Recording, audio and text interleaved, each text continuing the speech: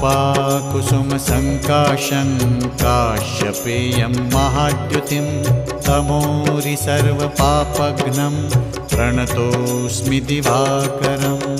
ॐ ह्रां ह्रीं ह्रौं सः सूर्याय नमः।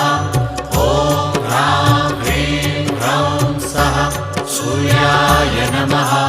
जपाकुसुमसङ्काशं काश्यपेयं महाद्युतिं तमोरि सर्वपापघ्नं प्रणतोऽस्मि दिवाकरम्।